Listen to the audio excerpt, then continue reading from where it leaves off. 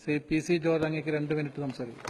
Sir, ബഹുമാനപ്പെട്ട ധനകാര്യമന്ത്രി അവതരിപ്പിച്ച ബഡ്ജറ്റ് സാമാന്യേന ഭേദപ്പെട്ട ബഡ്ജറ്റാണെന്നാണ് എന്റെ അഭിപ്രായം.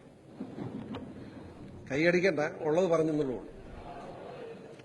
ആ ബഡ്ജറ്റിൽ പക്ഷേ സാർ ഈ പറഞ്ഞ പോലെ സ്വപ്നം കൂടുതലാണ്. ഐസക്കിന് സ്വപ്നം കൂടുതലാണ്. പക്ഷെ ഐസക്ക് മറന്നുപോയൊരു കാര്യം ഓർപ്പിക്കുക. നാടാർ മുസ്ലിം പെൺകുട്ടികൾക്ക് വിദ്യാഭ്യാസ സ്കോളർഷിപ്പ് 125 രൂപയാണ്. ബഹുമാനപ്പെട്ട മുൻ ധനകാര്യമന്ത്രി 1000 രൂപ ആക്കുമെന്ന് അവിടെ നിന്ന് പ്രഖ്യാപിക്കുന്നത് ഞാൻ കേട്ടതാണ്. ഇതുവരെ അതാക്കിയിട്ടില്ല. അതാക്കാനുള്ള നടപടി സ്വീകരിക്കണം എന്നാണ് എനിക്ക് ആദ്യമായിട്ട് പറയാനുള്ള ഒരു കാര്യം. പിന്നെ വിദ്യാഭ്യാസ വായ്പ. സാർ, വിദ്യാഭ്യാസ വായ്പ ആയി ബന്ധപ്പെട്ടിട്ട് കടക്കണിയിലായ ജനങ്ങളെ രക്ഷിക്കാൻ ഒരു നടപടി ആവശ്യമാണ്. ആകെ ഒരു 100 കോടി രൂപ വെച്ചിട്ടുണ്ട്. അതെങ്ങനെ ചെലവഴിക്കാൻ പോകുന്നു വിശദീകരിക്കുക മാത്രമല്ല, ഈ കർക്കിടക മാസത്തിൽ വളരെ ഗതികേടിലാണ്. ഇത് മുഴുവൻ മുഖ്യമന്ത്രിയായിട്ട് ആലോചിച്ചിട്ട് നിർബന്ധമായും ജപ്തി നടപടികൾ നിർത്തിവെക്കണം. പ്രത്യേകിച്ച് റിലയൻസ് കമ്പനി വീട്ടുകാരെ പോലും കൊങ്ങായ്ക്ക് പിടിക്കുന്ന ഗതിയിലാണ് നീങ്ങുന്നത്. അതുകൊണ്ട് കഴിഞ്ഞ ഗവൺമെന്റ് കാലത്ത് സ്റ്റേ ചെയ്തതുപോലെ തൽക്കാലം അതൊന്ന് നിർത്തിവെച്ചാൽ നന്നായിരിക്കുമെന്നാണ് എന്റെ അഭിപ്രായം. അതുപോലെ തന്നെ സാർ, ഇപ്പോ സാമ്പത്തിക നമ്മുടെ സ്റ്റാമ്പ് ഡ്യൂട്ടി വന്നതിൽ ഐസക് അത് ചെയ്തേ മതിയാവും. ഭാഗ ഉടമ്പടിക്കകത്ത് 3%, 2% ടാക്സ് ആയിട്ട് എന്തിനാരെ കൊല്ലാനാണ്? ഇതുപോലെ 26,000 കോടി രൂപ ഉണ്ടാക്കാനുള്ള പണി കണ്ടെത്തുന്ന ഐസക് എന്തിന് പാവപ്പെട്ട കുടുംബങ്ങളെ ഭാഗ ഉടമ്പടി കയറി പിടിക്കുന്നു? വേറെ എത്രയോ മാർഗം നിങ്ങൾക്കറിയാം.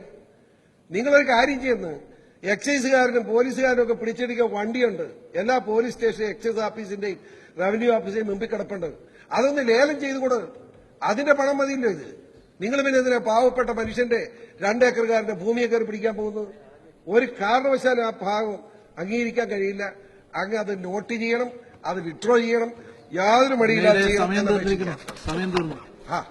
സാർ, ഇത് എന്താ അങ്ങനെ പറയുന്നത്? തീർന്നു. അത് ശരിയല്ല സാർ. സാർ, ഒരു മെമ്പറുടെ ഭൂരിപക്ഷത്തിന്റെ അടിസ്ഥാനത്തിൽ സമയം അനുവദിക്കണം സാർ. അല്ല പിന്നെ എങ്ങനെ നോക്കുന്നു?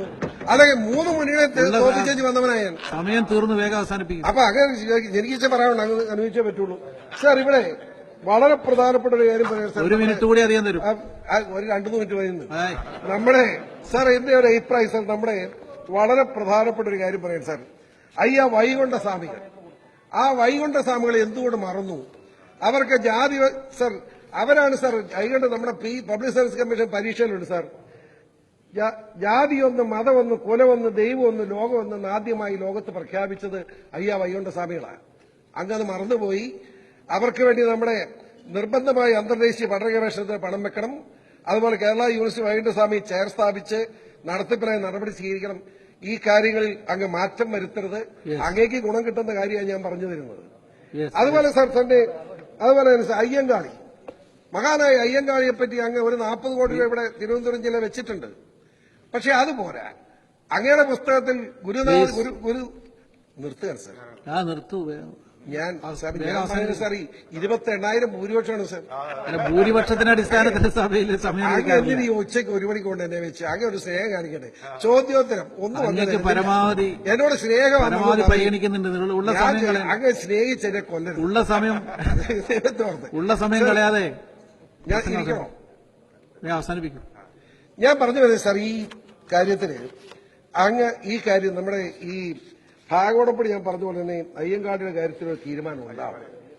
അയ്യങ്കാളിയുടെ കാര്യത്തിൽ സാർ എനിക്ക് തോന്നുന്നത് അങ്ങ് ഗുരുദേവനെ പറ്റി അങ്ങ് 30 പ്രാവശ്യം പറഞ്ഞു. വളരെ നന്നായി, ഞാൻ അനുകൂലിക്കുന്നയാളാണ്. പക്ഷെ അങ്ങൊരു കാര്യം മനസ്സിലാക്കണം, നമ്മുടെ അയ്യങ്കാളി യജമാനെ പറ്റി സംസാരം അങ്ങയുടെ ഭാഗത്ത് അവസാനത്തുണ്ടാവണം. പിന്നെ അങ്ങ് വേറൊന്നും കൂടെ നിങ്ങൾ മനസ്സിലാക്കിക്കൂ. ഇവിടെ രാഷ്ട്രീയം പറയുന്നത് തെറ്റിദ്ധരിക്കുന്നത്, ഞാൻ രാഷ്ട്രീയമൊന്നും പറയുന്നില്ല. ഇവിടെ ഇടതുപക്ഷം വളരെ ശക്തമാണ്. പിണറായി വിജയന് സഖാവിന് സുഖമായിട്ട് ഭരിച്ചു പോകാം, ഒരു കുഴപ്പമില്ല. കാരണം ഇപ്പുറത്ത് കോൺഗ്രസ് ശിഥിലീകരിക്കപ്പെട്ടു. മാത്രമല്ല, ബഹുമാനപ്പെട്ട 2ാമത്തെ കക്ഷിയുടെ മുസ്ലിം ലീഗ് മാത്രം പ്രതിപക്ഷം, 3ാമത്തെ കക്ഷി എപ്പോ വേണമെങ്കിൽ പിണറായി വിജയന് വേണ്ടി ഓശാന പെടാൻ തയ്യാറായിട്ട് നിൽക്കുക. അതാണല്ലോ ജയരാജന്റെ പ്രസംഗം. ജയരാജൻ പ്രസംഗത്തിൽ എന്താ സാർ പറഞ്ഞു? ഞാൻ അത്ഭുതം വിചാരിച്ചു. പ്രതിപക്ഷത്തിന്റെ ഏറ്റവും പ്രമുഖ കക്ഷിയുടെ നേതാവായിട്ട് ജയരാജൻ ഈ ബഡ്ജറ്റിനെ അനുകൂലിച്ചു എന്ന് പറഞ്ഞാൽ എന്താണ് ഉദ്ദേശം? ഉദ്ദേശം വേറൊന്നുമല്ല, വെറുതെ സഖാവ് പിണറായി വിജയനെ കളിപ്പിക്കുകയാണത്. Yes, അക്കാലം yes, 5 yes. കൊല്ലത്തേക്ക് ബഡ്ജറ്റുമായുള്ള പിടിച്ചിരിക്കാൻ പ്രസംഗം വേണ്ടിയുള്ള അവസാനിപ്പിച്ചു. കച്ചവടമാണ് എന്ന് ഓർത്താൽ നന്നായിരിക്കും എന്നുകൂടി Yes, നിങ്ങളെ yes, അറിയിച്ചുകൊണ്ട് ഞാൻ നിർത്തുന്നു. ശ്രീ